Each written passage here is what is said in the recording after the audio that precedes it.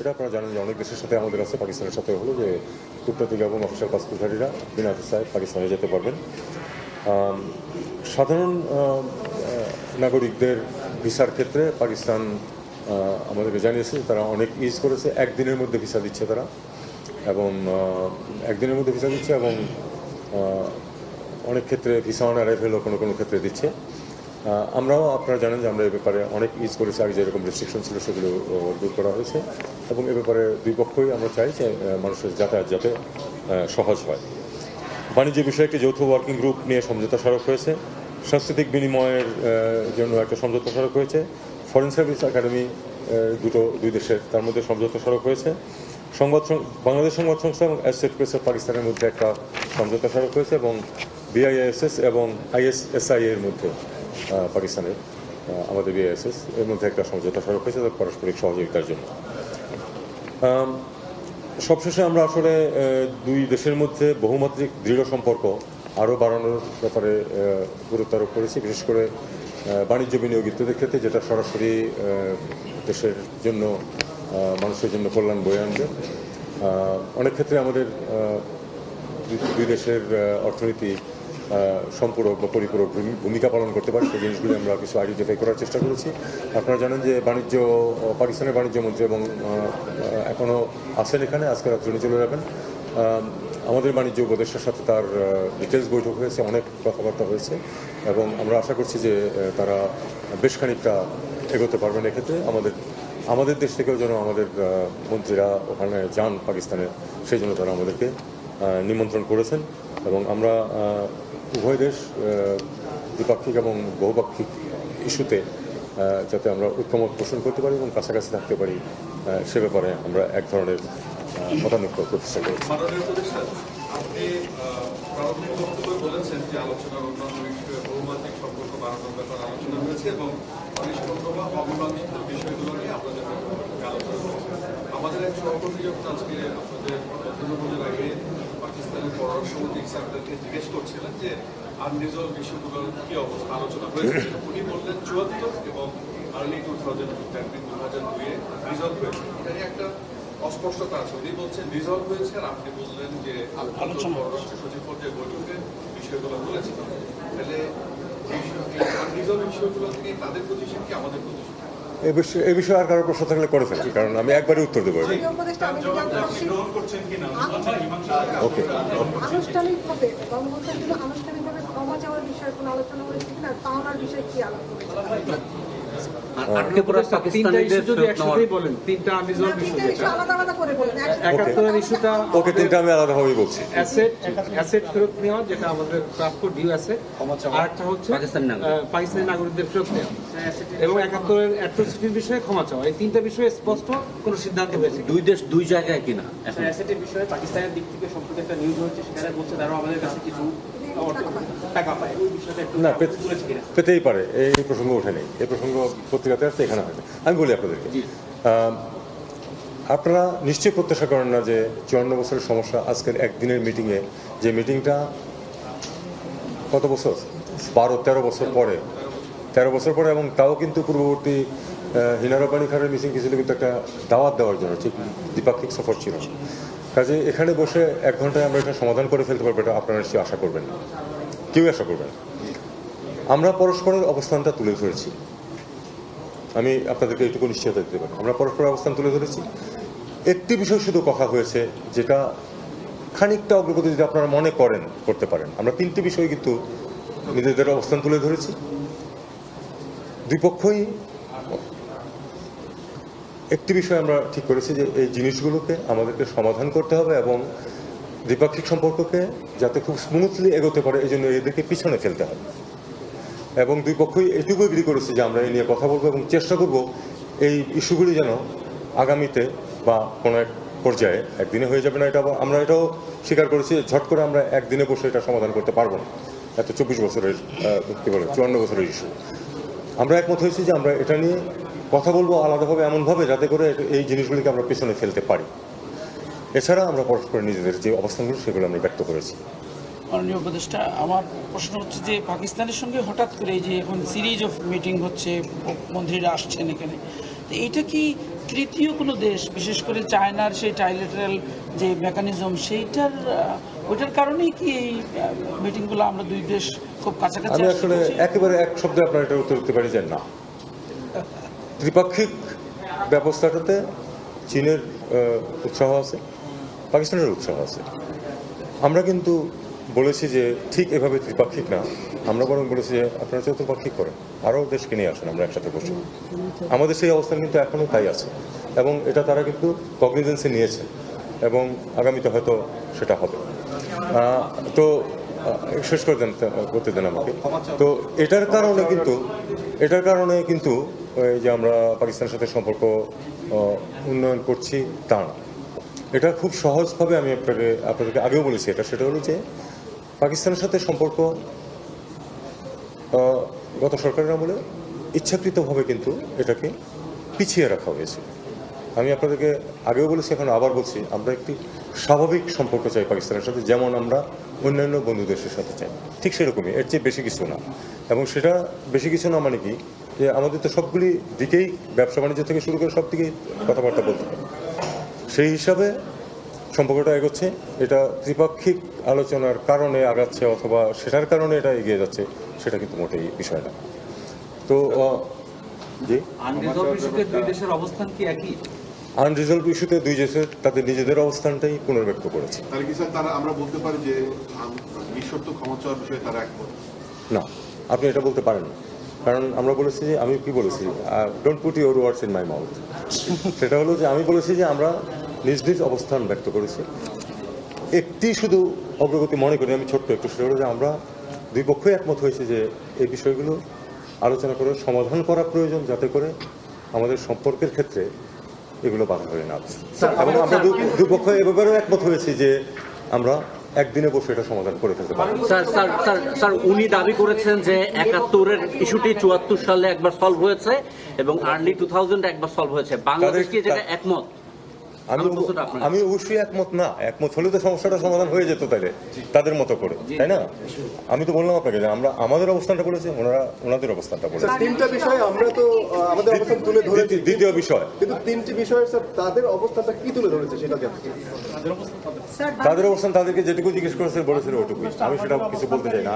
বাংলাদেশের অবস্থানটা একটু পরিষ্কার করে বলবেন কাইন্ডলি। বাংলাদেশের অবস্থান খুব পরিষ্কার। আমরা চাই যে হিসাবপত্র হোক, এবং আমাদের এই যেটা যে টাকা পয়সার যে ব্যাপার সেটা সমাধান হোক। আমরা চাই যে এই যে এখানে গণহত্যা হয়েছে সেটার ব্যাপারে তারা দুঃখ প্রকাশ করুক, মাফ চাক, এবং আমরা চাই যে যে আটকে পড়া মানুষগুলি আছে তাদেরকে তারা ফেরত নেয়। কিন্তু জি, আটকে পড়া মানুষগুলির ব্যাপারে আমাদের অভ্যন্তরীণভাবে আমি কিছু তথ্যের সম্মুখীন হয়েছি, সেটা অবশ্যই এখানে এ নিয়ে আমরা কোনো কথা বলিনি। কিন্তু সেটা হচ্ছে যে আমাদের একটি হাইকোর্টের রায় আছে এটা নিয়ে, কিন্তু এখানে যারা মাইগ্রেশন হিউম্যান রাইটস নিয়ে কাজ করেন তারা কিন্তু এটা নিয়ে বলছেন যে এটা তার প্রেক্ষিতে দেখতে হবে আমাদের। তো এটা নিয়ে আগামী দিনগুলিতে হয়তো আমরা বসবো, ইন্টারনালি বসে এটা সমস্যাটা সমাধান করতে হবে। কিন্তু পাকিস্তানের সাথে এটা বিষয়টা এখনো ওই পর্যায়ে যায়।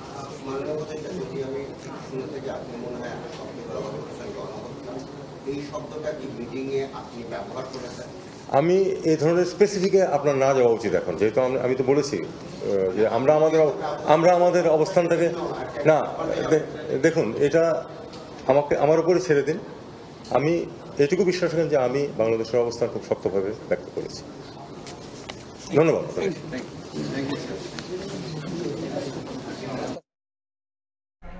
রাজধানীর ফরেন সার্ভিস একাডেমিতে বাংলাদেশ পাকিস্তান পররাষ্ট্রমন্ত্রী পর্যায়ের বৈঠক নিয়ে ব্রিফ করছিলেন পররাষ্ট্র উপদেষ্টা তৌহিদ হোসেন। সরাসরি যুক্ত ছিলাম সেখানে। এবার যাচ্ছে দুপুরের সময়ে, শুরুতেই প্রধান শিরোনাম। ৭১ অমীমাংসিত ইস্যু নয়, বিষয়টি দুইবার সমাধান করেছে পাকিস্তান, দাবি সফররত উপপ্রধানমন্ত্রী ইসহাকের। ঢাকা ইসলামাবাদ পররাষ্ট্রমন্ত্রী পর্যায়ের বৈঠকে ৬ চুক্তি ও সমঝোতা স্মারক সই। The issue was resolved twice, 1974 and then early 2000 when General Musharraf visited, and he told the entire nation, you should have cleaner start and move together, and we are a family. We had covered wide range of areas, trade, economy, investments. বিদ্যমান সম্পর্ককে সামনের দিনগুলোতে আরও এগিয়ে নিয়ে যাওয়ার জন্য আমাদের প্রত্যয় ব্যক্ত করেছি। বিকেলে প্রধান উপদেষ্টার সঙ্গে পাকিস্তানের উপপ্রধানমন্ত্রীর বৈঠক। দেখছিলেন প্রধান শিরোনাম। দুপুরের সময়ের সঙ্গে আছে আমি ওমরিনা এবং আমি রোজা চৌধুরী। এবার অন্যান্য শীর্ষ সংবাদ। জুলাইয়ের মানবতা বিরোধী অপরাধে শেখ হাসিনার বিরুদ্ধে 7ম দিনের সাক্ষ্য গ্রহণ চলছে। ট্রাইব্যুনালের রাজসাক্ষী মামুন, আলাদা মামলায় কারাগারের সাবেক মন্ত্রী ফরহাদ। ব্রাহ্মণবাড়িয়া 2 ও 3 আসনের সীমানা নির্ধারণ নিয়ে ইসিতে হাতাহাতি।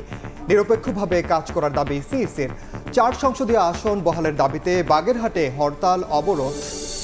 গণভোটে নয়, সংবিধানের মূলনীতি পরিবর্তন করবে নির্বাচিত সরকার, বললেন বিএনপি নেতা রিজভী। লুটের অস্ত্র উদ্ধার না হলে ভোটে বিপজ্জনক পরিস্থিতির শঙ্কা। ছাত্র সংসদ নির্বাচন ঘিরে ক্যাম্পাসে উচ্ছ্বাস। ডাকসুর আপিল নিষ্পত্তি হচ্ছে আজ। প্রার্থীদের নানা প্রতিশ্রুতি। ডাকসুর মনোনয়ন ফর্ম বিতরণ শুরু। এবং কাঁটাতার দিয়েও ক্যাম্পে রাখা যাচ্ছে না রোহিঙ্গাদের। জড়িয়ে পড়ছে মাদক ব্যবসা, অপহরণ সহ নানা অপরাধে। জনচাপের সংকটে কক্সবাজার, শুরু হচ্ছে আন্তর্জাতিক সম্মেলন।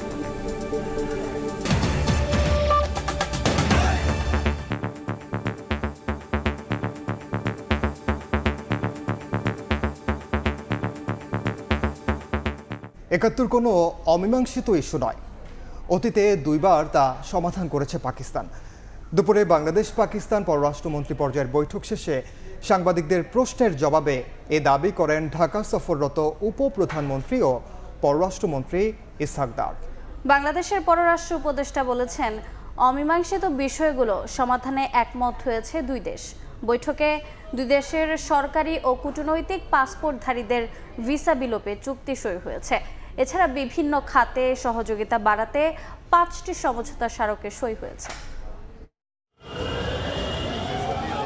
বাংলাদেশের স্বাধীনতা অর্জনের 54 বছর পর ঢাকা ইসলামাবাদের মধ্যে প্রথম পররাষ্ট্রমন্ত্রী পর্যায়ের বৈঠক বলে দিচ্ছে 2 দেশের সম্পর্কেও বাক বদল ঘটেছে। জুলাই গণঅভ্যুত্থানের পর হাতে হাত রেখে এগিয়ে চলেছে 2 দেশ। রাজধানীর প্যান প্যাসিফিক সোনারগাঁওয়ে সকাল 10টায় পররাষ্ট্র উপদেষ্টা তৌহিদ হোসেনের সঙ্গে বৈঠকে বসেন পাকিস্তানের উপপ্রধানমন্ত্রী ও পররাষ্ট্রমন্ত্রী ইসহাক দার। এরপর হয় প্রতিনিধি পর্যায়ের বৈঠক। আলোচনা শেষে 2 দেশের সরকারি ও কূটনৈতিক পাসপোর্টধারীদের ভিসা বিলোপে একটি চুক্তি হয়। এছাড়াও স্বাক্ষর হয় 5টি সমঝোতা স্মারক। বৈঠক শেষে গণমাধ্যমে নিশ্চিত করেন পাকিস্তানের পররাষ্ট্রমন্ত্রী নিজেই। We also signed today 1 agreement and 5 MOUs. Total 6 documents have been signed. And I think it's a great beginning. পাকিস্তানের সঙ্গে দ্বিপাক্ষিক সম্পর্কের প্রশ্নে সবসময় উঠে আসে 71 প্রসঙ্গ। গণহত্যার দায় স্বীকার ও বাংলাদেশের কাছে ক্ষমা চাওয়া নিয়ে কোনো আলোচনা হয়েছে কিনা এমন প্রশ্নের জবাবে ইসহাক দার বলেন, 71 কোনো অমীমাংসিত ইস্যু নয়। 1974, first time that issue was resolved in writing. The document is historic and is available to both countries. And after that, General Musharraf came here in a very open and candid manner. He actually addressed that issue. And I think between a family, between brothers, once this is done, even Islam tells us to clean your heart. পরে এই দ্বিপাক্ষিক বৈঠকের বিষয়ে পররাষ্ট্র উপদেষ্টা foreign service একাডেমিতে সাংবাদিকদের brief করেন। 2 দেশের মধ্যে বিদ্যমান যে অমীমাংসিত বিষয়, ঐতিহাসিক বিষয়গুলি আছে, সেগুলি নিয়েও আমাদের মধ্যে আলোচনা হয়েছে।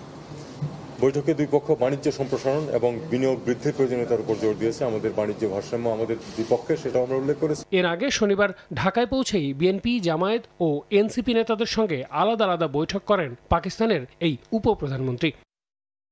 আল আমিন তুষার, সময় সংবাদ, ঢাকা। এদিকে পররাষ্ট্র উপদেষ্টার সঙ্গে বৈঠক শেষে জামাতে ইসলামের আমির ডাক্তার শফিকুর রহমানের সঙ্গে দেখা করতে তার বাসভবনে পৌঁছেছেন পাকিস্তানের উপপ্রধানমন্ত্রী ও পররাষ্ট্রমন্ত্রী ইসহাক দার। এই মুহূর্তে রাজধানীর বসুন্ধরার আবাসিক এলাকায় আছেন সহকর্মী শফিক মুন্সি। সরাসরি যাচ্ছে তার কাছে। 2 মিনিট আগে এই রাজধানীর বসুন্ধরা এলাকার যে বাংলাদেশ জামাত ইসলামের আমির ডাক্তার শফিকুর রহমানের যে বাসভবন, সেখানে এসেছেন পাকিস্তানের পররাষ্ট্রমন্ত্রী ইসহাক দার এবং তার সঙ্গে কিন্তু পাকিস্তানের বিভিন্ন যে ঊর্ধ্বতন কর্মকর্তা যারা বাংলাদেশে যারা আছেন, তারা কিন্তু তার সাথে এই প্রতিনিধি দলে যুক্ত ছিলেন। তারা এখানে এসেছেন এবং আমরা দেখেছি যে যে বাংলাদেশ জামাত ইসলামের নায়েবে আমির সৈয়দ আব্দুল্লাহ মোহাম্মদ তাহের তাকে এখানে শুভেচ্ছা জানিয়েছেন ফুলের তোড়া দেওয়ার মাধ্যমে, এবং তারপর তাকে এই বিল্ডিংয়ের 6 তলায় যেখানে আসলে ডাক্তার শফিকুর রহমানের বাসভবন সেখানে নিয়ে গেছেন। এবং আমরা যে বিষয়টি জেনেছি যে গতকাল কিন্তু পৃথকভাবে তিনি এই বাংলাদেশ জামাতে ইসলামী, বিএনপি এবং এনসিপির নেতাকর্মীদের সাথে তিনি বৈঠক করেছিলেন, এবং তারপর আজ সকাল থেকেই নানা ব্যস্ত কর্মসূচির ফাঁকে তিনি এই 2টার দিকেই এই রাজধানীর বসুন্ধরা এলাকায় বাংলাদেশ জামাত ইসলামের আমির, যিনি আসলে বেশ কিছুদিন যাবৎ অসুস্থ ছিলেন এবং তার হার্টে কয়েকটি ব্লক ধরা পড়ার পর মাত্র কয়েকদিন আগেই ওপেন হার্ট সার্জারি হয়েছিল, তিনি অসুস্থ থাকায় তাকে দেখতে এসেছেন এখানে। এবং আমরা যেটা জেনেছি যে তার সাথে প্রায় 45 মিনিটের একটি বৈঠক হবে বলে আমাদেরকে বাংলাদেশ জামাত ইসলামের নেতৃস্থানীয় কয়েকজন নিশ্চিত করেছেন। এবং বৈঠক শেষে দলটির পক্ষ থেকে এই বাসার নিচেই, মানে যেখানে আমি দাঁড়িয়ে আছি সেখানেই একটি ছোট আসলে ব্রিফিংয়েরও কথা আছে। সেই ব্রিফিংয়ে আসলে জানা যাবে যে জামাত ইসলামের আমির ডাক্তার শফিকুর রহমানের সাথে মূলত এই পররাষ্ট্র মন্ত্রী পাকিস্তানের তার কি ব্যাপারে কথা হয়েছে। এবং আমরা যে বিষয়টি জানতে পেরেছি যে 13 বছর পর কিন্তু এই বাংলাদেশে পাকিস্তানের কোনো পররাষ্ট্রমন্ত্রী পর্যায়ের একজন এলো আর কি। তো এই ছিল আমার কাছে রাজধানীর বসুন্ধরা এলাকা থেকে বাংলাদেশ জামাত ইসলামের আমিরের সাথে পাকিস্তানের পররাষ্ট্রমন্ত্রীর যে বৈঠক সে ব্যাপারে সর্বশেষ। সরাসরি যুক্ত ছিলাম রাজধানীর বসুন্ধরা আবাসিক এলাকায়। জুলাই আগস্টের মানবতা বিরোধী অপরাধের মামলায় শেখ হাসিনা, আসাদুজ্জামান খান কামাল সহ 3 জনের বিরুদ্ধে 7ম দিনের সাক্ষ্য গ্রহণ চলছে। এরই মধ্যে 2 জনের সাক্ষ্য গ্রহণ ও জেরা সম্পন্ন হয়েছে। সকালে বিচারপতি মোহাম্মদ গোলাম মর্তুজা মজুমদারের নেতৃত্বাধীন আন্তর্জাতিক অপরাধ ট্রাইব্যুনাল 1 এই সাক্ষ্য গ্রহণ শুরু হয়। সাক্ষ্য দেন রংপুর মেডিকেলের ফরেনসিক বিভাগের সহকারী অধ্যাপক মোহাম্মদ রাজিবুল ইসলাম ও ফরেনসিক বিভাগের অপর কর্মকর্তা মোহাম্মদ গিয়াসউদ্দিন। এর আগে সকালে ট্রাইব্যুনালে হাজির করা হয় আসামি থেকে রাজসাক্ষী হওয়া সাবেক আইজিপি চৌধুরী আব্দুল্লাহ আল মামুনকে। এদিন মেহেরপুরে গুম করে হত্যার অভিযোগে সাবেক জনপ্রশাসন মন্ত্রী ফরহাদ হোসেনকে কারাগারে পাঠানোর নির্দেশ দেন ট্রাইব্যুনাল। আর শাপলা চত্বর হত্যাযজ্ঞের মামলায় সাবেক আইজিপি শহীদুল হক সহ গ্রেফতার 4 জনকে 1 দিন করে জিজ্ঞাসাবাদের অনুমতি দেওয়া হয়। এছাড়া গুমের মামলায় শেখ হাসিনা, জিয়াউল আহসান সহ 11 জনের বিরুদ্ধে তদন্ত রিপোর্ট জমা দিতে 26 অক্টোবর পর্যন্ত সময় দিয়েছে ট্রাইব্যুনাল। ব্রাহ্মণবাড়িয়া 2 ও 3 আসনের সীমানা পুনর্নির্ধারণ নিয়ে মুখোমুখি অবস্থানে বিএনপি ও এনসিপি। নির্বাচন কমিশনে শুনানি চলাকালে বাদানুবাদে জড়ান 2 দলের নেতা রুমিন ফারহানা ও আতাউল্লাহ। শুরু হয় হট্টগোল, এক পর্যায়ে বন্ধ হয়ে যায় শুনানি। পরে পরিস্থিতি নিয়ন্ত্রণে এনে আবারও শুনানি শুরু হয়। এদিকে সিইসি বলেন, সীমানা পুনর্নির্ধারণে পেশাদারিত্বের সঙ্গে নিরপেক্ষভাবে কাজ করার চেষ্টা করছে ইসি। ত্রয়োদশ সংসদ নির্বাচন সামনে রেখে প্রস্তাবিত সীমানা নিয়ে দাবি আপত্তি আবেদনের শুনানি নির্বাচন ভবন অডিটোরিয়ামে শুরু হয়। শুনানিতে অংশ নেন প্রধান নির্বাচন কমিশনার এম নাসির উদ্দিন, 4 নির্বাচন কমিশনার ও সিনিয়র সচিব আক্তার আহমেদ। সূচনা বক্তব্যে ইসি জানান, নিরপেক্ষভাবে সীমানা নির্ধারণে কাজ করার চেষ্টা করছে ইসি। শুনানির জন্য আজকে আমরা নির্ধারিত সময়সূচি অনুযায়ী ব্রাহ্মণবাড়িয়া, কুমিল্লা, নোয়াখালী, চাঁদপুর, ফেনী এবং লক্ষ্মীপুর জেলার যথাক্রমে ব্রাহ্মণবাড়িয়া 2, 3 এবং 5, কুমিল্লা 1, 2, 6, 9, 10, 11, নোয়াখালী 1, 2, 4, 5, চাঁদপুর 2, 3, ফেনী 3, লক্ষ্মীপুর 2 ও 3 আসন বলনের সীমানার বিষয়ে আমরা আলোচনায় আপনাদের কথা মতামত শুনব। পরে শুনানি শুরু হলে সিইসির সামনে হট্টগোল বাঁধে ব্রাহ্মণবাড়িয়া 2 এবং 3 আসনের 2টি গ্রুপের। শুনানি চলাকালীন সময়ে এনসিপির যুগ্ম মুখ্য সংগঠক আতাউল্লাহর সঙ্গে বিএনপির সহ আন্তর্জাতিক বিষয়ক সম্পাদক রুমিন ফারহানার মধ্যে হট্টগোল বাঁধে। খালেদা জিয়া বারবার বলেছেন 2008-এর আগের সীমানায় আমরা ফিরে যেতে চাই। বিএনপির দাবি ছিল 2008-এর আগের সীমানায় ফিরে যাওয়া, এবং আমি আমার প্রথম আর্গুমেন্ট দিয়েছি দেশের সার্বভৌমত্ব বিবেচনায় আমরা আমাদের বিজয়নগরকে একক আসনের দাবি করছি। বাংলাদেশের আমি এই ব্রাহ্মণবাড়িয়া বিজয়নগরের মানুষের জন্য আমি লড়াই করব। এই বিজয়নগরকে আমি অখণ্ড রাখবো, বিজয়নগরকে বিভক্ত করতে দিব না। ব্রাহ্মণবাড়িয়ার এই ভৌগোলিকভাবে ব্রাহ্মণবাড়িয়া বিজয়নগরের সাথে সম্পৃক্ত এবং ব্রাহ্মণবাড়িয়ার সদর 3 আসনের সাথে সম্পৃক্ত। আমরা এই 3টি ইউনিয়নকে ব্রাহ্মণবাড়িয়া সদর 3 আসনের সাথে রাখার জন্য আমরা আবেদন জানিয়েছি। পরে পরিস্থিতি সামাল দিয়ে আবারও শুরু হয় শুনানি। শুনানি উপলক্ষে নির্বাচন ভবনের ভেতরে ও বাইরে পর্যাপ্ত পুলিশ, কোস্টগার্ড ও আনসার সদস্য মোতায়েন করেছে ইসি। 10 আগস্টের মধ্যে 83টি সংসদীয় এলাকার সীমানা নিয়ে 1760টি দাবি আপত্তির আবেদন নির্বাচন কমিশনে জমা হয়। 27 আগস্ট পর্যন্ত শুনানি নিয়ে দাবি আবেদন নিষ্পত্তি করে চূড়ান্ত সীমানা প্রকাশ করবে ইসি। মাইমুনা হায়দার চৌধুরী, সময় সংবাদ, ঢাকা। এই মুহূর্তে রাজধানীর আগারগাঁওয়ে নির্বাচন ভবনে আছেন সহকর্মী কাউসারা চৌধুরী কুমু। সরাসরি যাচ্ছে তার কাছে। কুমু,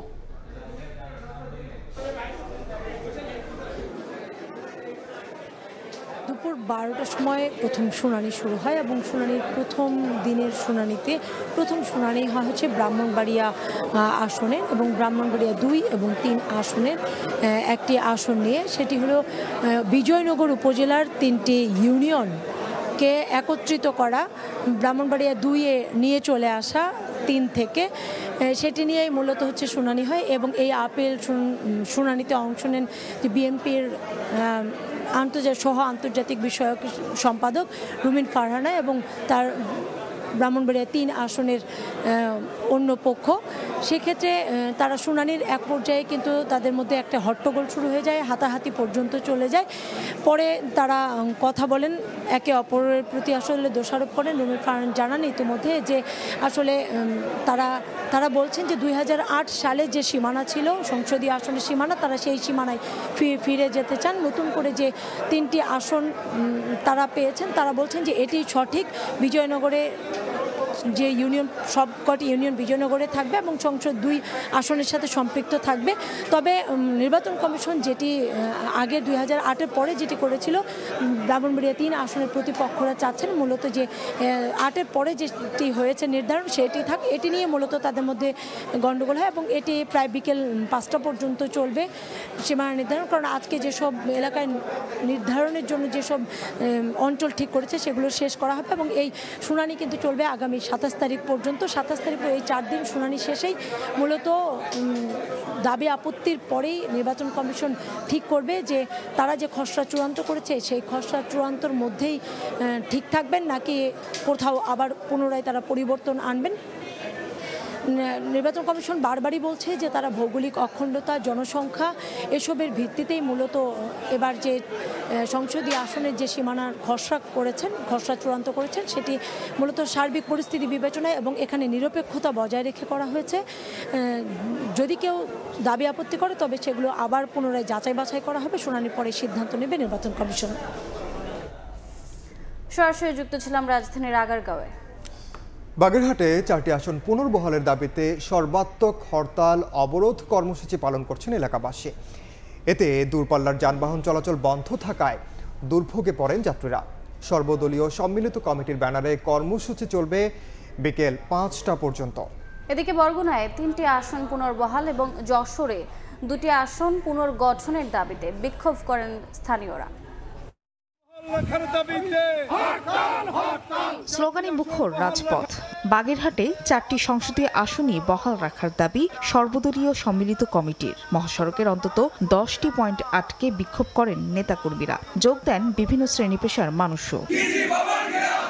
আন্দোলনকারীদের অভিযোগ, সুন্দরবন, 60 গম্বুজ মসজিদ সহ বিভিন্ন ঐতিহ্য থাকার পরও জেলার আসন সংখ্যা কমিয়ে দিতে ষড়যন্ত্র করছে স্বার্থন্বেষী মহল। 4টি আসনই থাকবে, এর কোনো বিকল্প কোনো কিছুই নাই। আমরা এই আঞ্চলিক স্বার্থ রক্ষা করার জন্য লাগে জীবন দেব। সড়ক অবরোধে বন্ধ হয়ে যায় যানবাহন চলাচল। ভোগান্তিতে পড়েন যাত্রী ও চালকেরা। জরুরি এলপি গ্যাস মার্কেটিং এ দেওয়ার জন্য, কিন্তু এখানে আইসে দেখি যে রাস্তা বন্ধ। পতিত স্বৈরাচারকে দেখে বুঝতে পারি যে জনদুর্ভোগ করে কোনো আসলে জনগণের মনে নিজেদের জন্য ঘৃণা তৈরি করে আসলে কোনো জায়গা করা যায় না। যশোর ৩ ও যশোর ৬ আসন পুনর্গঠনের দাবিতে বিক্ষোভ মিছিল নিয়ে নির্বাচন অফিস ঘেরাও করেন ভোটাররা। পরে জেলা নির্বাচন কর্মকর্তার কাছে স্মারকলিপি দেন তারা। কেশবপুরের সাথে যে 3টি ইউনিয়ন নীতি আছে সেই 3টি ইউনিয়নের জনগণ খুশি উঠেছে। আমাদের মূল দাবি হচ্ছে আমাদের যেটা আছে এটা বহাল থাকবে, এগুলো পরিবর্তন হবে না। এছাড়া পিছিয়ে পড়া জনগোষ্ঠীর উন্নয়নে বরগুনায় 3টি সংসদীয় আসন পুনর্বহালের দাবি জানিয়ে মানববন্ধন করেন বিভিন্ন সংগঠনের নেতাকর্মীরা। ফাহরি ফারজানা, সময় সংবাদ। বিস্তারিত জানাতে বাগেরহাট আদালত চত্বরের সামনে আছেন সহকর্মী আলী আকবর টুটুল। সরাসরি যাচ্ছে তার কাছে। বাগেরহাটে 4টি সংসদীয় আসনের পুনর্বহালের দাবিতে কিন্তু আসলে রাজপথে যে নেতৃবৃন্দ রয়েছে আমরা দেখেছি যে বাগেরহাট এবং পিরোজপুর এবং খুলনা মহাসড়ক সবগুলো মহাসড়ক কিন্তু আসলে এখানে নেতাকর্মীরা অবস্থান নিয়েছেন। যদি আমি বলি যে আসলে তারা কিন্তু মুহুর্মুহু স্লোগান দিচ্ছেন এবং তারা কিন্তু বলছেন যে কোনো বিনিময় হোক না কেন এবং 4টি আসন পুনর্বহাল তারা কিন্তু চান। আমরা যদি বলি যে এখানে সম্মিলিত জোট এবং এই রাজনৈতিক ব্যক্তি ছাড়াও কিন্তু এখানে সকল সামাজিক সংগঠনগুলো একত্রিত হয়েছেন এবং তারা কিন্তু একমত পোষণ করেছেন যে বাগেরহাটের যে 4টি আসন 1970 সাল থেকে কিন্তু চলে আসছে। হঠাৎ করে এই একটি আসন কর্তন করার কারণে কিন্তু বাগেরহাটের মানুষ আসলে ফুঁসে উঠেছে। আমরা যদি বলি যে এখানে যে সকাল 8টা থেকে যে চলমান এবং হরতাল এবং অবরোধ চলছে, এই হরতাল চলমান অবরোধে আসলে অনেকে মানুষ রাস্তায় এসেছে এবং তারা কিন্তু বলছেন যে কোনো বিনিময় হোক না কেন এই আসন তাদেরকে ফিরিয়ে দিতে হবে এবং আগামীকাল সিএচি মহোদয়ের কাছে এবং তাদের শুনানি রয়েছে, শুনানিতে যদি তারা যদি কোনো 4টি আসন পুনর্বহাল না করে তাহলে কিন্তু বৃহত্তম কর্মসূচি তারা ঘোষণা করবেন। আমরা দেখতে পাচ্ছি যে রাজপথে এখনো নেতাকর্মী রয়েছে সকাল থেকে এবং তারা কিন্তু বিভিন্ন স্লোগান দিচ্ছেন এবং বাগেরহাটের যে ঐতিহ্য ওই ঐতিহ্য ধরে রাখার জন্য এবং বাগেরহাটের যে অর্থনৈতিক অঞ্চল এবং এখানে মোংলা বন্দর রয়েছে এবং চিংড়িঘের যে সাদা সোনাখাত চিংড়িঘের রয়েছে, এছাড়া 60 গম্বুজ এবং সুন্দরবন রয়েছে। সেই সুন্দরবনে আমরা দেখতে পাচ্ছি তারা কিন্তু একটাই দাবি যে এই অর্থনৈতিক অঞ্চলকে আসলে ক্ষুণ্ণ করার জন্য এটা হচ্ছে অখণ্ড রাখার কারণ তারা হচ্ছে আমরা দেখতে পাচ্ছি যে সড়কের ভিতরে অনেকে এবং শান্তিপূর্ণ কর্মসূচি তারা পালন করছেন এবং তারা এই দাবি আসলে যতক্ষণ মেনে নেবেন ততক্ষণ পর্যন্ত তারা কিন্তু মাঠে থাকবেন এমনটাই কিন্তু জানিয়েছেন দলীয় নেতৃবৃন্দ এবং সাধারণ মানুষ। এই ছিল আমার কাছে বাগেরহাটের হরতালের সবশেষ খবর। সরাসরি যুক্ত ছিলাম বাগেরহাটে। গণভোটে নয়, সংবিধানের মূল নীতি নির্বাচিত সরকার পরিবর্তন করবে বলে মন্তব্য করেছেন বিএনপির সিনিয়র যুগ্ম মহাসচিব অ্যাডভোকেট রুহুল কবির রিজভী। সকালে রাজধানীর নয়াপল্টনে দলের কেন্দ্রীয় কার্যালয়ের সামনে বেগম জিয়ার জন্মদিন উপলক্ষে জিয়া পরিষদের উদ্যোগে আয়োজিত অনুষ্ঠানে কথা বলেন তিনি। লুটের অস্ত্র উদ্ধার না হলে নির্বাচনের সময় বিপজ্জনক পরিস্থিতির সৃষ্টি হতে পারে বলে শঙ্কা প্রকাশ করেন তিনি। অস্ত্র উদ্ধারে সরকারকে দ্রুত পদক্ষেপ নেওয়ার আহ্বান জানান রিজভী। সুষ্ঠু নির্বাচন দিয়ে জনগণের সরকার তৈরি করুন। তার প্রয়োজনে যদি হয় গণতন্ত্রের স্বার্থে, দেশের রাষ্ট্রের স্বার্থে সংবিধান যদি সংশোধন করতে হয় তারা করবে, সেটা তাদের দায়িত্ব। বিভিন্ন কমিশন গঠন হয়েছে, যে সংস্কারগুলো আমরা সবাই মিলে আমরা ঐক্যমত পোষণ করছি সেগুলো আমাদের একটা সুপারিশ আকারে থাকবে এবং নির্বাচিত পার্লামেন্ট প্রয়োজনে সেগুলো সংশোধন করবেন, আইনীকরণ করবেন, আইনে পাশ করবেন। দুপুরের সময় আরো থাকছে।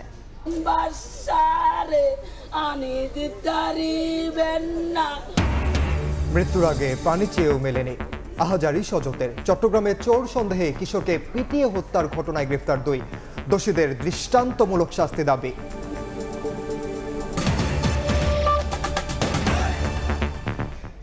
ডাকসু নির্বাচন ঘিরে ঢাকা বিশ্ববিদ্যালয় ক্যাম্পাসে উৎসবের আমেজ। কমিশনের বিরুদ্ধে পক্ষপাতিত্বের অভিযোগ তুলেছে ছাত্র শিবির সমর্থিত প্যানেল। একে অপরের বিরুদ্ধে আচরণবিধি লঙ্ঘনের অভিযোগ তুলেছেন প্রার্থীরা। এদিকে ভোটার তালিকায় নারী শিক্ষার্থীদের ছবি প্রদর্শনের বিরুদ্ধে রিট করেছেন 4 শিক্ষার্থী।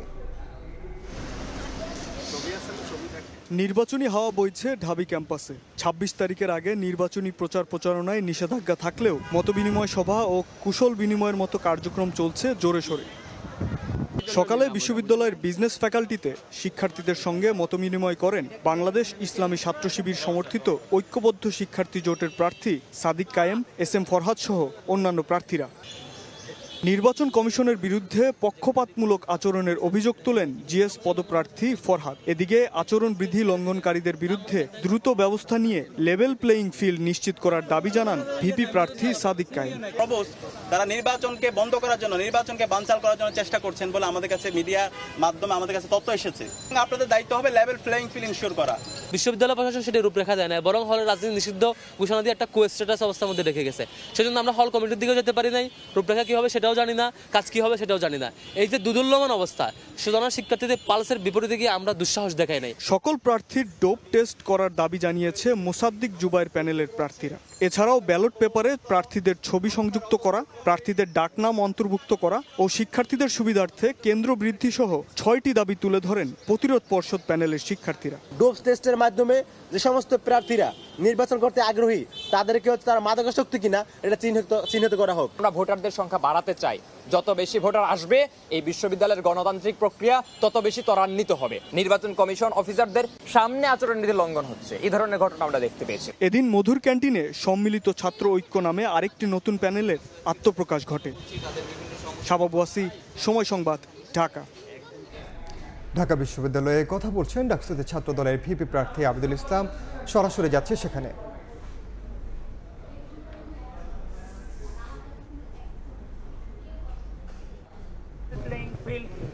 নিশ্চিত করেন। আর আমি সূচনায় শুরুতেই যেটা বললাম, ঢাকা বিশ্ববিদ্যালয়ের মুক্তিযুদ্ধ এবং নারীদের ব্যাপারে যেই নোংরামি করা হয়েছে, তো যদি বিশ্ববিদ্যালয়ের প্রশাসনের পক্ষপাতিত্বের আচরণ আমাদের বিরুদ্ধে আপনারা আনেন, তাহলে আপনাদেরকে নির্বাচনের মাঠে এন্ট্রি দিয়ে সর্বপ্রথম পক্ষপাতিত্ব করেছে বিশ্ববিদ্যালয় প্রশাসন। প্রিয় বন্ধুগণ, আমাদের এই পর্যন্তই ছিল আজকের কথা। আমি ভাই একটা প্রশ্ন ভাই, আমরা এখন একাত্তর হলে শিক্ষার্থীদের সাথে খাওয়া দাওয়া করবো। আর এই 71 হল কিন্তু ওই হল, যেই হল থেকে ছাত্রলীগের প্রতিরোধ সূচনা হয়েছিল, যার স্বপ্ন সর্বাগ্রে আজকে আমাদের যে প্যানেলের এজিএস তানভীর আল হাদি মায়ের ছিল, এবং আমি সেদিন ভিসি চত্বরে ছাত্রলীগের নির্মম হামলার শিকার হয়ে আমি বাপায়ে মারাত্মক লেভেলের ইনজুর্ড হয়েছিলাম। আমাদের প্যানেলের যারা এখানে আছি ম্যাক্সিমাম সেদিন আমরা ছাত্রলীগের হামলা ইনজুর্ড হয়েছিলাম, আর সেটার সূচনা হয়েছিল বিজয় 71 হল থেকে। আমরা আজকে সেই হলেই খাওয়া দাওয়া করব।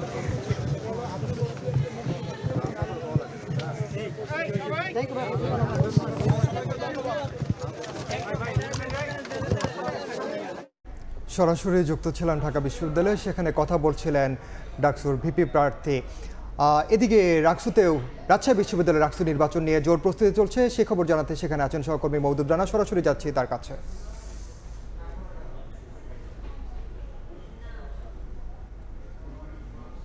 রাকসু নির্বাচন নিয়ে শিক্ষার্থীদের মধ্যে যে উৎকণ্ঠা, ভীতি, সংশয় ছিল সেটি কেটে গেছে এবং রাকসু যে কেন্দ্রীয় সংসদ, হল সংসদ এবং সিনেট ছাত্র প্রতিনিধি নির্বাচনের যে ফর্ম সেটি আজকে থেকে বিতরণ শুরু হয়েছে। যারা প্রার্থীরা রয়েছেন তারা উৎসাহ এবং উদ্দীপনার সাথে এসে সেই ফর্ম সংগ্রহ করেছেন। এখন পর্যন্ত কেন্দ্রীয় সংসদের 2টি পদে, অর্থাৎ একটি মহিলা বিষয়ক সম্পাদক, অন্যটি সহকারী সম্পাদক যেটি এজিএস, সেই পদে 2জন ফর্ম উত্তোলন করেছেন এবং হলগুলোতে হল সংসদের যারা প্রার্থী রয়েছেন তারা ফর্ম উত্তোলন করেছেন। আমরা যেটি দেখেছি যে আজ সকাল 10টায় রাকসুর কোষাধ্যক্ষের যে কার্যালয় রয়েছে সেই কার্যালয় থেকেই মূলত ফর্ম বিতরণ করা হচ্ছে এবং প্রার্থীরা তাদের যারা সমর্থক রয়েছেন তাদের সাথে করে নিয়ে এসছেন এবং রাকসু নির্বাচনের যে আচরণবিধি রয়েছে সেই আচরণবিধি মেনে তারা ফর্ম সংগ্রহ করছেন। আমরা দেখলাম যে এখানে 2জন প্রার্থী এসেছিলেন এবং তারা ফর্ম সংগ্রহ করছেন। অন্যদিকে হলের যারা রয়েছেন হল সংসদের তারা সেখান থেকে মূলত ফর্ম সংগ্রহ করছেন। রাকসু নির্বাচন কর্তৃপক্ষ যেটি বলছেন যে এখানে কোষাধ্যক্ষের কার্যালয় থেকে এখানে কেন্দ্রীয় সংসদ এবং একই সাথে এখানে সিনেটের ছাত্রদের যে পদ রয়েছে সেখানকার ফর্ম দেওয়া হচ্ছে এবং একই সাথে হলগুলোতে হল সংসদের ফর্ম বিতরণ করা হচ্ছে এবং এখানকার কর্তৃপক্ষ যেটি বলছেন যে একটি সুষ্ঠু নির্বাচনের জন্য যে প্রক্রিয়া ধাপগুলো রয়েছেন তারা সম্পন্ন করবেন এবং এখানে যারা ফর্ম তুলেছেন তারাও আশাবাদী। তারা বলছেন যে 15ই সেপ্টেম্বর একটি উৎসবমুখর অবাধ সুষ্ঠু নির্বাচন এখানে অনুষ্ঠিত হবে। এই ছিল রাজশাহী বিশ্ববিদ্যালয় থেকে আমার কাছে সর্বশেষ। সরাসরি যুক্ত ছিলাম রাজশাহী বিশ্ববিদ্যালয়ে। কক্সবাজারের সীমান্তবর্তী উখিয়া ও টেকনাফ এই দুই উপজেলার ৩২টি ক্যাম্প ঘিরেই মিয়ানমারের বাস্তুচ্যুত ১৩ লাখ রোহিঙ্গার বসবাস, অথচ সেখানে স্থানীয় জনগোষ্ঠীর সংখ্যা ৫ লাখ। এতে অতিরিক্ত জনচাপে তৈরি হয়েছে বহুমুখী সংকট, বাড়ছে সামাজিক ও পরিবেশগত নিরাপত্তা ঝুঁকি। বিস্তারিত সুজাউদ্দিন রুবেলের রিপোর্টে। বিশ্বের সবচেয়ে বড় আশ্রয় শিবির কক্সবাজারের উখিয়ার কুতুপালং।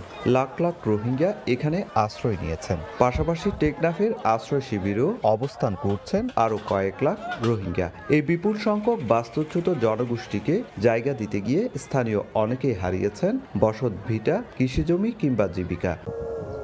প্রতিদিনই রোহিঙ্গা ক্যাম্পে উৎপন্ন হচ্ছে বিপুল পরিমাণ বর্জ্য, যার প্রভাবে আশপাশের পরিবেশ ভয়াবহভাবে দূষিত হচ্ছে।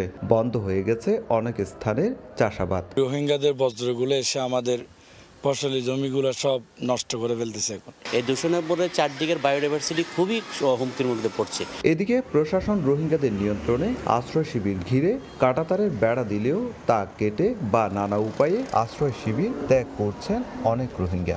এতে বাড়ছে মাদক অপহরণ সহ নানা অপরাধমূলক কর্মকাণ্ড। চুরি, ডাকাতি, রাহাজারি সবকিছু তারাই করতেছে এখানে। রোহিঙ্গা এখন আমাদের জন্য একটা বিশাল ধরনের একটা বোঝা। এই বিষয়ে শরণার্থী ত্রাণ ও প্রত্যাবাসন কমিশনার জানিয়েছেন, দাতা সংস্থাগুলো আগের মতো সক্রিয় নয়। দাতাদের এক ধরনের ফেটিক, এক ধরনের তারা নিজেরাও ক্লান্ত হয়ে পড়েছে এবং তাদের বিভিন্ন রকম বৈশ্বিক সংকটের কারণে তাদের দৃষ্টি উন্নত সরে গেছে। গেল ৮ বছরে আশ্রয় শিবিরে জন্ম নিয়েছে 2,40,000-এর বেশি শিশু। এতে দিন দিন সংকট আরও বাড়ছে। সুজাউদ্দিন রুবেল, সময় সংবাদ, কক্সবাজার। রোহিঙ্গা সংকট সমাধানে বিকেলে কক্সবাজারে শুরু হচ্ছে 3 দিন ব্যাপী আন্তর্জাতিক সম্মেলন। এই মুহূর্তে ইনানী সৈকত এলাকায় আছেন সহকর্মী নাজমুস সালেহী, সরাসরি যাচ্ছে তার কাছে। সালেহী, বিকেল 4:30টায় শুরু হবে 3 দিন ব্যাপী আন্তর্জাতিক যে কনফারেন্স রোহিঙ্গা বিষয়ক, সেটি আসলে এখন বাংলাদেশের জাতিসংঘের যে প্রতিনিধিরা আছে তারা সবাই ইতোমধ্যেই সেখানে এসে উপস্থিত হয়েছেন। বলা হচ্ছে যে এই আন্তর্জাতিক কনফারেন্সে অন্তত 40টি দেশের রাষ্ট্রদূত সহ বিভিন্ন অংশীজনরা এসে এখানে উপস্থিত হয়েছেন এবং যে আলোচনা সেটি মূলত হচ্ছে 3 দিন ব্যাপী এখানে চলবে। এর মধ্য দিয়ে আসলে বাংলাদেশে আশ্রিত শরণার্থী রোহিঙ্গা জনগোষ্ঠী রয়েছে তাদেরকে আসলে কতটা সুন্দরভাবে টেকসই প্রত্যাবাসন করানো সম্ভব হয় সেটি নিয়ে আলোচনা হবে। পাশাপাশি হচ্ছে তাদের উপর যে চালানো হয়েছে গণহত্যা, সেটির বিচার কিভাবে নিশ্চিত করা যায় সেটি নিয়ে কথা হবে। এছাড়াও তাদের যে অর্থ সহায়তা দরকার, যে ফান্ডিং এখন বৈশ্বিক প্রেক্ষাপটে কিছুটা কমেছে, সেই বিষয়গুলো নিয়ে উত্তরণের পথ খোঁজা হবে। ইতোমধ্যেই বাংলাদেশে যতগুলো স্টেক হোল্ডার রয়েছে রোহিঙ্গা নিয়ে যারা কাজ করেন এরকম সংগঠন এবং হচ্ছে জাতিসংঘের শরণার্থী বিষয়ক হাই কমিশন এবং হচ্ছে জাতিসংঘের যে মানবাধিকার থেকে শুরু করে জাতিসংঘ যতগুলো বিষয় নিয়ে আসলে রোহিঙ্গাদের সাথে ইনক্লুড হয়েছে তার সবাই এখানে আসবে। পাশাপাশি হচ্ছে যে একটু পরেই রোহিঙ্গা জনগোষ্ঠীর পক্ষ থেকে তাদের কমিউনিটির নেতারা এখানে উপস্থিত হবেন এবং কক্সবাজারের স্থানীয় নেতারা যারা রয়েছেন তারাও কিন্তু এখানে এসে উপস্থিত হবেন এবং তাদের মধ্যে আলোচনার মাধ্যমে আসলে পথ খোঁজা হবে যে কিভাবে তাদেরকে প্রত্যাবাসন করানো যায়। এই ছিল আমার কাছে কক্সবাজার থেকে 3 দিন ব্যাপী আন্তর্জাতিক রোহিঙ্গা কনফারেন্সের প্রথম দিনের সর্বশেষ। সরাসরি যুক্ত ছিলাম কক্সবাজারে। দুপুরের সময় আরও থাকছে অনূর্ধ্ব 17 নারী সাফের সন্ধ্যায় নেপালের বিপক্ষে মাঠে নামবে বাংলাদেশ দল। ভারত ম্যাচের ব্যর্থতা ভুলে ঘুরে দাঁড়ানোর প্রত্যয়।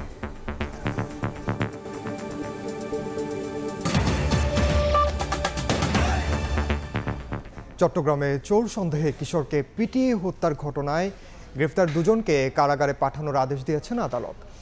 এদিকে নিহত কিশোরের বাড়িতে চলছে শোকের মাতম। ফটিকছড়ি ঘুরে এসে শফিকুল আলমের রিপোর্ট। গত 22 আগস্ট মব নামের বর্বরতার বলি হলো ফটিকছড়ির কিশোর রেহান মাহিন। রেহানের পরিবারে এখন সুখের মাতম। পাগল প্রায় মা।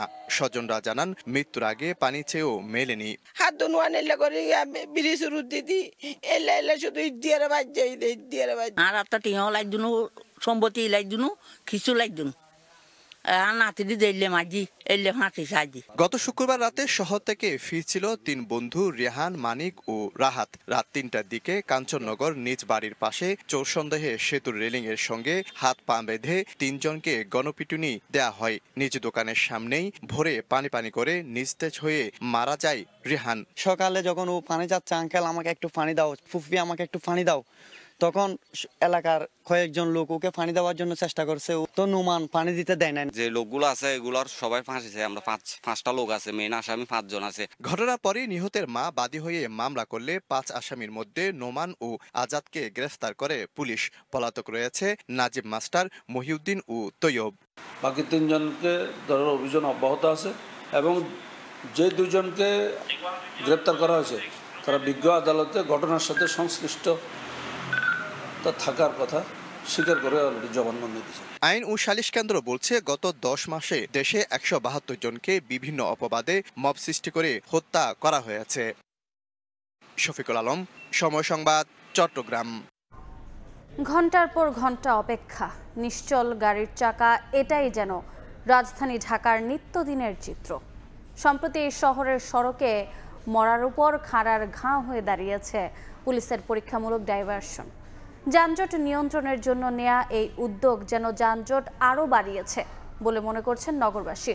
পরিবহন বিশেষজ্ঞের দাবি, নগরীর ৬৯টি স্থানে চালু হওয়া এই ডাইভারশনে অল্প কিছু জায়গায় হয়তো সুবিধা মিলছে, কিন্তু সামগ্রিকভাবে যানজট এক জায়গা থেকে অন্য জায়গায় স্থানান্তরিত হয়েছে। বিস্তারিত শাহিন আলমের রিপোর্টে। যাত্রী নিয়ে মহাখালী থেকে হাতিরপুল আসছিলেন সিএনজি চালক সাইফুল। কারওয়ান বাজারের সার্ক ফোয়ারা মোড় পার হয়ে হাতিরপুল ঢোকার মুখে গিয়ে বিপাকে পড়েন তিনি, কারণ রাস্তা বন্ধ। পুরো ঢাকা শহরটা এরকম করে খালি বেড়া দিছে, এক রাস্তা দেখতে সোজা খোলা আছে, এটা বন্ধ করে দিয়ে ওই কোন মাথা দিয়ে দিছে, আধা ঘন্টা 2 ঘন্টা ঘুরে আইতেছে। কোনো পূর্ব ঘোষণা ছাড়াই সম্প্রতি এই পথে ঢোকা বা বেরোনো 2টি পথ বন্ধ করেছে পুলিশ। অনেক কষ্টই ভোগান্তি এই রাস্তাটা বন্ধ করাতে। এই মাথাতে ঘুরে কই যাবো, এই রাস্তাটা বন্ধ, আমি যাবো কই? সম্প্রতি ঢাকা মেট্রোপলিটন পুলিশ রাজধানীবাসীকে যানজটের হাত থেকে কিছুটা মুক্তি দিতে শহরের বিভিন্ন মোড়ে ডাইভারশন কর্মসূচি চালু করেছে। তবে বাস্তব চিত্র বলছে ভিন্ন কথা। সরজমিনে দেখা যায় মহাখালী থেকে বিজয় সরণি হয়ে মিরপুর যাবার মূল পথ বন্ধ থাকায় গাড়িগুলোকে দীর্ঘ পথ ঘুরে ইউটার্ন নিতে হচ্ছে। এতে উল্টো তৈরি হচ্ছে তীব্র যানজট। একই চিত্র দেখা গেছে ডাইভারশন চালু থাকা বাকি মোড়গুলোতে। ভুক্তভোগীদের অভিযোগ, বিকল্প রুট সম্পর্কে পর্যাপ্ত তথ্য না থাকায় এবং পূর্ব প্রস্তুতির ঘাটতিতে এই ডাইভারশন কার্যক্রম তাদের দৈনন্দিন চলাচলকে আরও কষ্টকর করে তুলছে। ইউটার্নটা বন্ধ করে দিয়ে ওদিকে দিয়ে আরো একটা ঝামেলা সৃষ্টি করছে।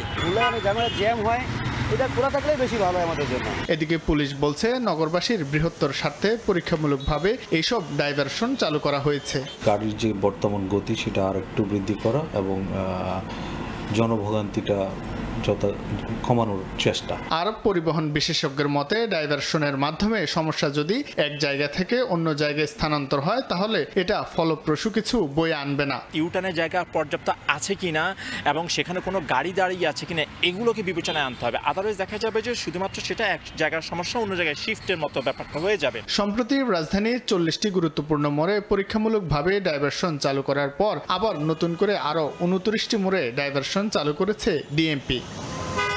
শাহিন আলম, সময় সংবাদ, ঢাকা। দেশের বাইরের খবর। ভয়াবহ মানবিক বিপর্যয়ের মধ্যে অবরুদ্ধ গাজা। মর্গ ভর্তি মরদেহ, শোকে ভেঙে পড়া স্বজন, চারিদিকে শুধু আহাজারি। ইসরায়েলি বর্বরতায় উপত্যকাটিতে একদিনে 63 জন নিহত হয়েছেন। এর মধ্যে 16 জন ত্রাণের লাইনেই প্রাণ হারিয়েছেন। এমন পরিস্থিতিতে প্রধানমন্ত্রী বিনিয়ামিন নেতানিয়াহু বলেছেন, হামাস যুদ্ধবিরতি ও বন্দি বিনিময় চুক্তিতে রাজি হলেও ইসরায়েলি সেনারা গাজা দখলে নেবে। এদিকে গাজার শিশুদের পাশে দাঁড়াতে তুরস্কের ফার্স্ট লেডি আমিনা এরদোয়ান যুক্তরাষ্ট্রের ফার্স্ট লেডি মেলানিয়া ট্রাম্পকে আবেগঘন চিঠি লিখেছেন। তিনি মেলানিয়া ট্রাম্পকে উপত্যকার শিশুদের পাশে দাঁড়ানোর আহ্বান জানিয়েছেন। অনূর্ধ্ব 17 সাফ চ্যাম্পিয়নশিপের খবর। ভারতের বিপক্ষে হারের ক্ষত ভুলে ঘুরে দাঁড়ানোর মিশন বাংলাদেশের সামনে। তৃতীয় ম্যাচে হিমালয়ের দেশের বিপক্ষে নামবে লাল সবুজ। গেল ম্যাচের ভুল শুধরে নিয়ে নেপালকে হারানোর লক্ষ্য লিটুর দলের। ভুটানের চাংলিপ মিলিমিথাং স্টেডিয়ামে ম্যাচ শুরু সন্ধ্যা 6টায়। আসরের শুরুটা শুভ হলেও এরপরই একটা ধাক্কা খেতে হয় বাংলাদেশ অনূর্ধ্ব-17 নারী দলকে। স্বাগতিক ভুটানের বিপক্ষে জয় পেলেও ভারতের বিপক্ষে পরের ম্যাচে হার কিছুটা পিছিয়ে দিল ডিফেন্ডিং চ্যাম্পিয়নদের। বয়সভিত্তিক সাফ কিংবা মূল সাফ সবখানেই ওড়ে বাংলার মেয়েদের জয়ের ঝান্ডা। গেল বছর অনূর্ধ্ব-16 ক্যাটাগরিতেও শিরোপা উঁচিয়ে ধরে এই দলটা। সেই দলের অভিজ্ঞদের নিয়েই এবারের অনূর্ধ্ব-17 দল সাজান কোচ মাহবুবুর রহমান লিটু। আছে বেশ কয়েকটি নতুন মুখ, ইয়ারজান, অর্পিতা, প্রীতিদের ওপর পূর্ণ আস্থা কোচের। তবে আসরে নিজেদের দ্বিতীয় ম্যাচে শক্তিশালী ভারতের বিপক্ষে হার পোড়াচ্ছে লিটুর দলকে। সে ক্ষত পুষিয়ে উঠতে এবার নেপাল মিশন লাল সবুজের সামনে। টুর্নামেন্টের প্রথম ম্যাচে হারের ক্ষত সঙ্গী করে যাত্রা শুরু করে নেপাল। ভারতের বিপক্ষে 7-0 গোলের বড় ব্যবধানে হারে হিমালয় কন্যারা। যদিও এর পরের ম্যাচে ঘুরে দাঁড়ায় ভুটানের বিপক্ষে জিতে। এবার সেই দলের বিপক্ষে জিততে মরিয়া অর্পিতারা। দলের বেশ কিছু ইনজুরি থাকলেও তা কাটিয়ে উঠেছে লাল সবুজ।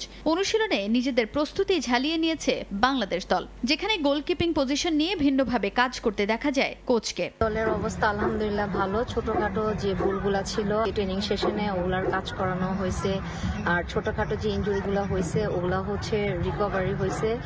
আলহামদুলিল্লাহ দলের পরিস্থিতি এখন ভালো। আশা করছি আমরা ভালো একটা ম্যাচ খেলে মাঠ থেকে আর কি। সমান 3 পয়েন্ট নিয়ে টেবিলের 2-এ অবস্থান বাংলাদেশের, আর 3-এ আছে নেপাল। তাজিন খন্দকার, সময় সংবাদ। এ পর্যায়ে শীর্ষ সংবাদগুলো জানিয়ে দিচ্ছি আরেকবার। ৭১ ইস্যু সমাধান নিয়ে পাকিস্তানের দাবির সঙ্গে একমত নয় বাংলাদেশ। আলোচনায় সুরাহার আশা পররাষ্ট্র উপদেষ্টার। ঢাকা ইসলামাবাদ 6টি চুক্তি ও সমঝোতা সই। ব্রাহ্মণবাড়িয়া 2 ও 3 আসনের সীমানা পুনর্নির্ধারণ নিয়ে ইসিতে হাতাহাতি। নিরপেক্ষভাবে কাজ করার দাবি সিইসির। 4 সংসদীয় আসন বহালের দাবিতে বাগেরহাটে হরতাল অবরোধ। এবং ছাত্র সংসদে নির্বাচন ঘিরে ক্যাম্পাসে উচ্ছ্বাস। ডাকসুর আপিল নিষ্পত্তি হচ্ছে আজ। প্রার্থীদের নানা প্রতিশ্রুতি। ডাকসুর মনোনয়ন ফরম বিতরণ শুরু।